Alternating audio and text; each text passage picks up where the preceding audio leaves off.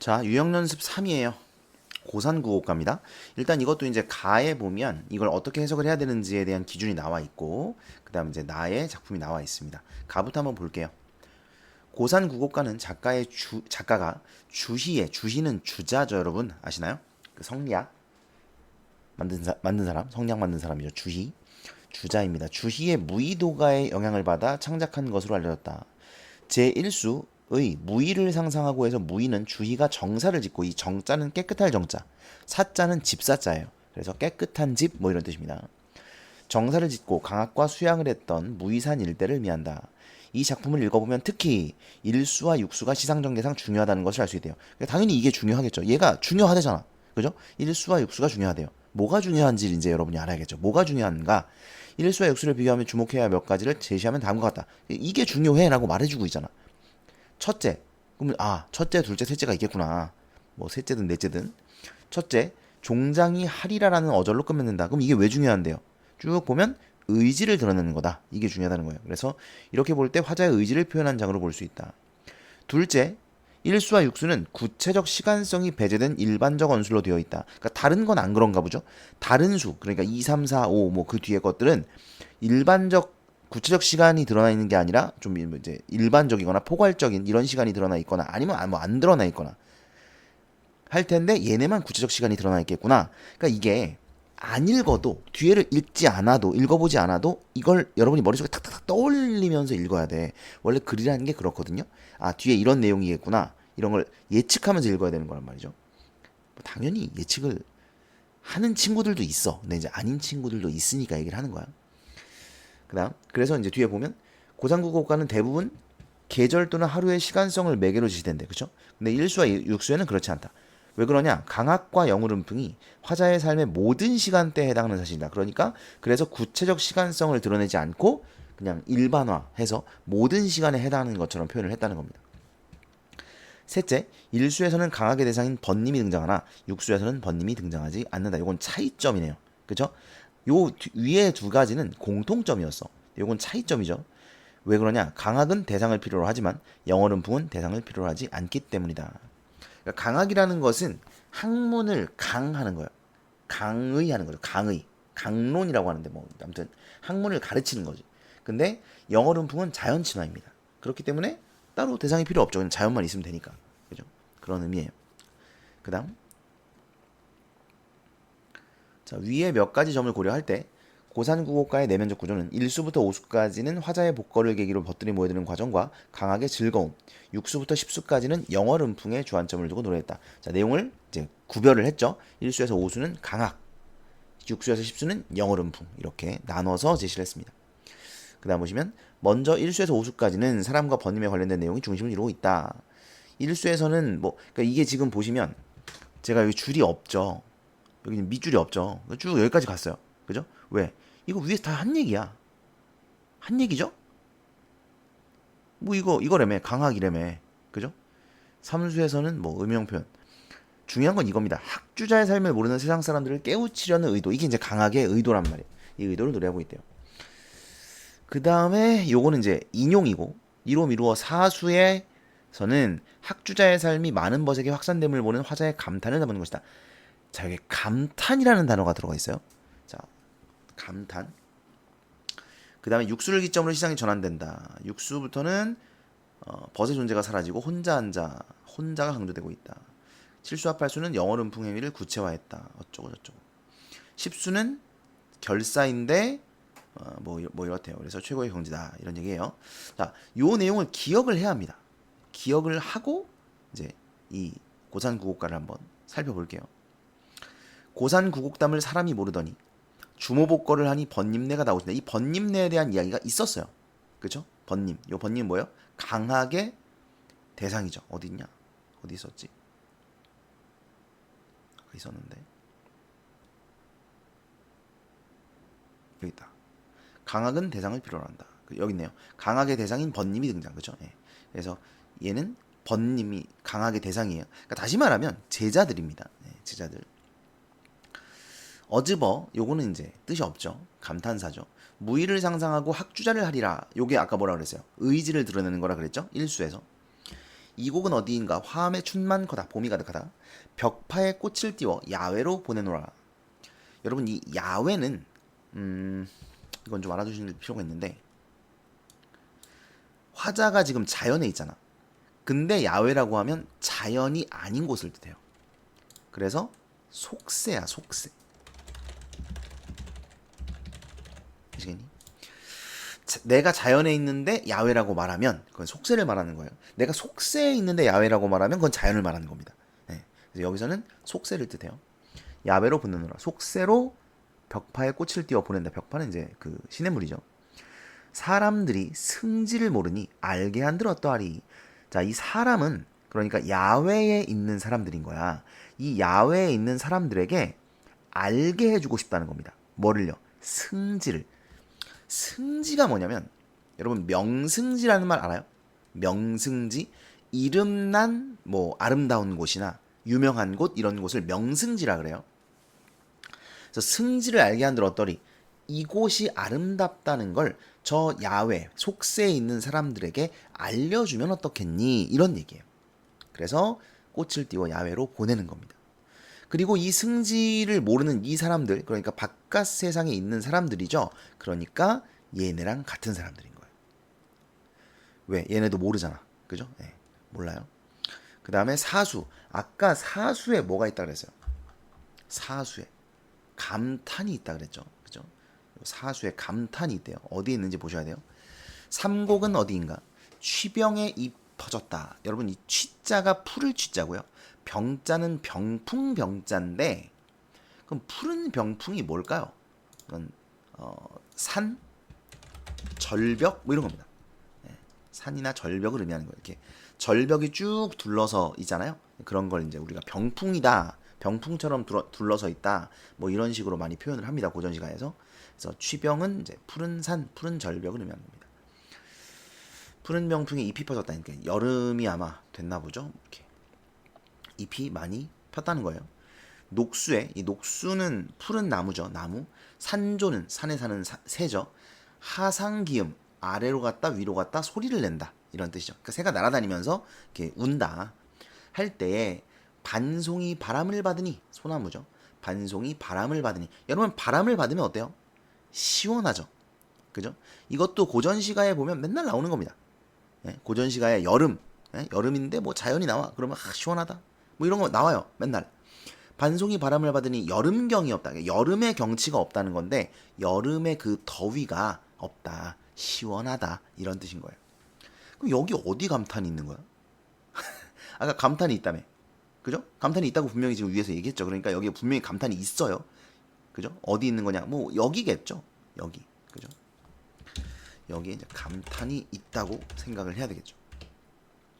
그다음 육수. 오곡은 어디인가? 은병이 보기 좋구나. 은병 이게 이제 숨을 은자 감춰지다 뭐 이런 뜻이고요. 병풍은 똑같습니다. 그래서 이제 이것도 산이 아름답다는 얘기고요. 수변 정사는 물가죠. 수변 물가 정사 이거 아까 했는데 깨끗할 정자 집사자 깨끗한 집 물가의 깨끗한 집은 소쇠함도 가히 없다. 가히 없다는 끝이 없다요. 소쇠함은 맑고 깨끗함입니다. 이 중에 강학도 하려니와 나왔네요. 강학 영월음풍하리라 의지가 드러나는 부분이라 그랬죠. 육수 그러니까 강학도 하는데 영월음풍도 하겠다라는 영월음풍의 의지가 여기서는 드러나는 거예요. 됐어요? 그 다음 칠수 육곡은 어디인가 조협의 문이 넓다. 조협 이 조자가 낚시 조자고요. 협은 골짜기 협자입니다. 협곡할 때 여러분 좋아하시는 협곡 그 협곡할 때 협자고요. 그래서 낚시하는 골짜기라는 뜻입니다. 낚시하는 골짜기에 문이 넓다. 나와 고기와 누가 더욱 즐기는가. 이게 말도 안 되는 소리인데요. 그러니까 내가 더 즐기냐 고기가 더 즐기냐 뭐 이런 말이거든요. 아니 고기가 무슨 낚시를 즐겨. 내가 즐기는 거지. 근데 이제 이 사람은 마치 낚시를 자기와 고기가 하는 놀이인 것처럼 표현을 하고 있는 겁니다. 자연 친화를 좀 이렇게 자연 친화적으로 낚시를 자연 친화적으로 표현하고 있는 거라고 볼 수가 있고요. 이게 이제 좀 더 나아가면 이게 뭐예요? 물화일체로 볼 수 있죠. 여러분 이런 거 항상 그러니까 나도 즐겁고 자연도 즐겁죠. 나와 자연이 하나죠. 같은 정서를 느끼고 있죠. 그러니까 이건 이제 무라일체의 경지로 해석을 할 수도 있습니다. 여기서는 보기에 이런 게 나오진 않았습니다만. 그 다음에 황혼의 낚싯대를 메고 대월귀하노라. 이 대자가 뭐 이렇게 붙들어 매다 이런 뜻이에요. 붙들어 매다. 그러니까 달을 붙들어 매어 돌아온다는 건데, 다시 말하면 달을 낚아서 낚시질을 하다가 낚시를 하는데 거기에 달이 떠 있는 거예요. 물에. 달이 떴는데 그 물에 이렇게 비치잖아요.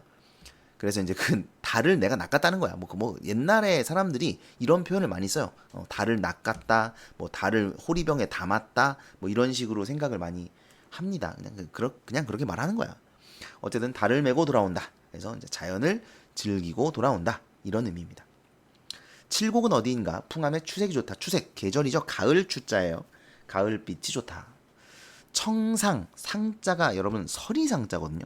이 청자는 맑을 청자. 그래서 맑은 설이에요. 맑은 설이가 10개 비치니 이게 이제 가을이죠. 설이 나오면 무조건 가을이니까. 절벽이 금수로다. 이 금수는 뭐예요? 금수, 비단이죠. 비단. 짐승 아닙니다. 비단이에요. 절벽이 비단 같다. 그러니까 이제 그 단풍이 이렇게 들어가지고 붉게 노랗고 붉고 이렇게 물드니까 비단처럼 아름답다 이런 뜻이에요. 하남의 차가운 바위죠. 차가운 바위에 혼자 앉아. 아까 나왔죠. 혼자를 강조한다 그랬죠. 뒷부분에서. 그렇죠. 그겁니다. 영어름풍의 태도 혼자를 강조한다. 혼자 앉아서 집을 잊고 있노라. 그러니까 이제 집에 돌아가는 것도 잊고 차가운 바위에 앉아서 가을빛을 즐기고 있다. 이런 의미겠죠. 그 다음에 구곡은 어디인가? 문산의 세모커다. 여러분 이 세자 뭔지 알아요? 모자 뭔지 알아요? 그러니까 이게 한자를 모르면 사실 이런 해석이 될 수가 없어. 자, 생각을 해봐. 이 한자를 아는 사람이 있어. 니네 친구들 중에 있어요. 이 한자를 아는 사람이. 근데 너넨 몰라. 너넨 해석이 안 돼. 걔넨 돼. 그 차이예요. 그러니까 한자 몰라도 돼요, 정말? 한자 정말 몰라도 됩니까? 아닙니다, 여러분. 고전시가나 고전소설을 읽을 때, 뭐 특히 고전시가 읽을 때에는 한자를 알아야 돼요. 아는 게 너무너무 유리합니다. 왜 한자 안 하시죠? 한자를 하셔야 됩니다. 고등학교 때 한자를 안 배운 학교들도 많이 있긴 할 거예요. 그러니까 만약에 이걸 듣는 친구가 이제 고1이라면, 고3이면 사실 한자를 하고 있을 시간은 없어요. 고3이면 이 수능 완성이나 수능 특강에 있는 한자들, 나오는 한자들, 고전시가에 있는 요거라도 좀 외우는 노력을 하시고요. 만약에 이걸 고1이 듣고 있다. 고1들 요새 수능 완성, 수능 특강 들어가는 학교들이 있거든요. 라면 한자를 좀 공부하셔야 됩니다. 방학 때. 방학 때 지금 이제 여름 방학이거든. 좀 있으면 뭐 나는 그래. 니네는 언제인지 모르겠지만 방학 때 공부 좀 하셔야 돼요. 한자. 진짜 우리 학원 애들 천자문을 하고 싶다. 천자문. 자, 아무튼 세자, 해세자에 해. 그러니까 여러분 뭐 31세 나이 얘기할 때 뭐 28세 이런 거 있잖아요. 그 세자가 이 세자예요. 해세자. 그리고 모자는 저녁 모자죠. 해가 진다는 얘기예요. 그러니까 요거는 그러니까 선이 지는 게 아니라 1년이 지나간다는 얘기예요. 이해돼요? 1년이 끝나간다. 이런 의미입니다.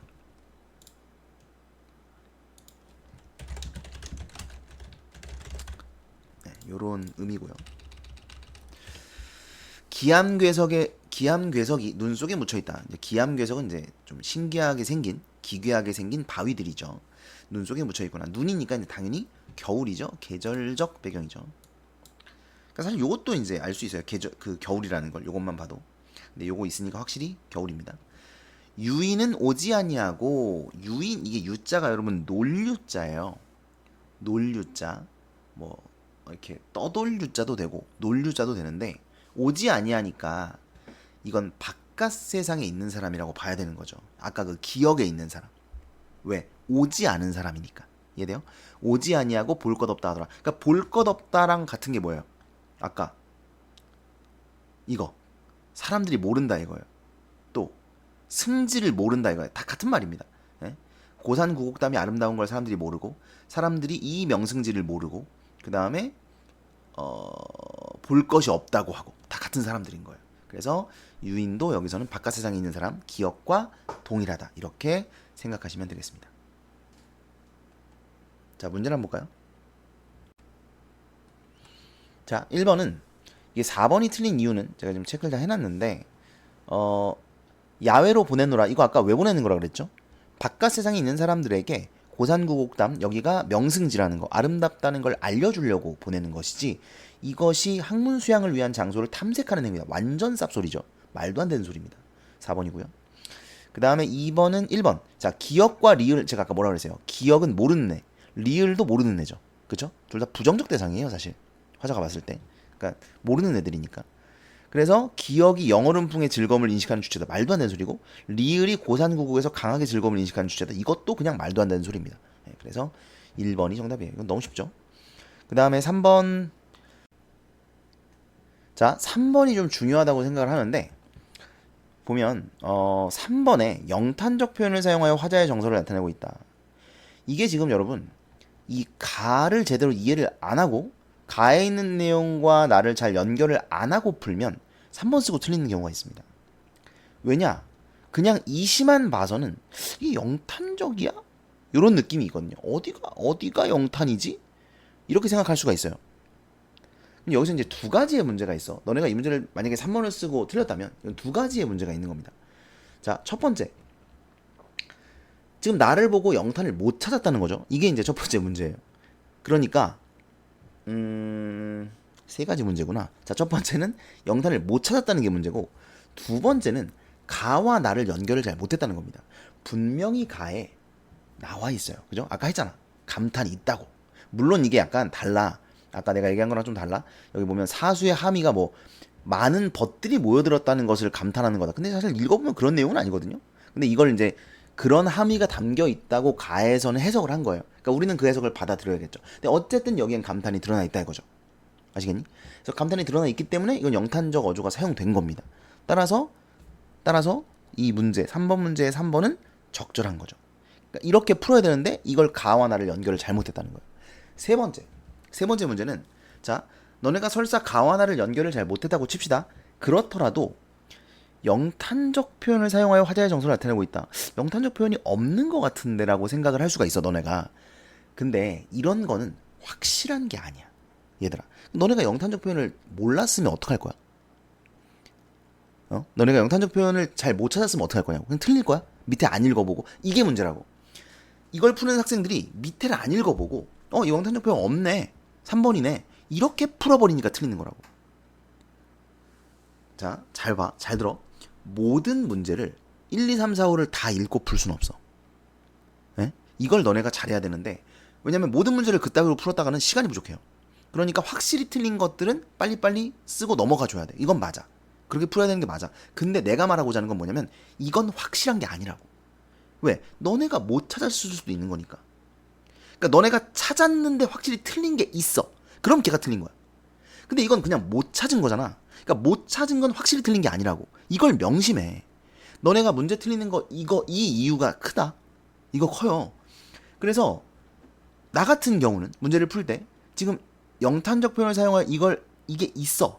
물론 이제 당연히 3번은 맞으니까. 근데 만약에 이걸 못 찾았으면 4번, 5번을 봅니다. 내가 못 찾은 거면. 근데 4번, 5번을 봤는데 다 맞아. 뭐지? 다시 보겠죠. 그러니까 이 과정을 거쳐야 돼.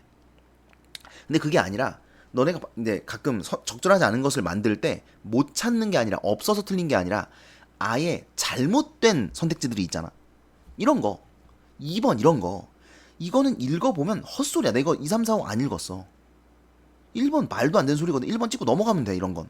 그러니까 내가 알고 있는데 이거랑 완전히 반대로 나오거나 잘못되게 나온 거, 이런 거는 찍고 넘어가도 되는데, 내가 못 찾은 거를 그냥 3번 찍고 넘어가면 틀리는 거라고.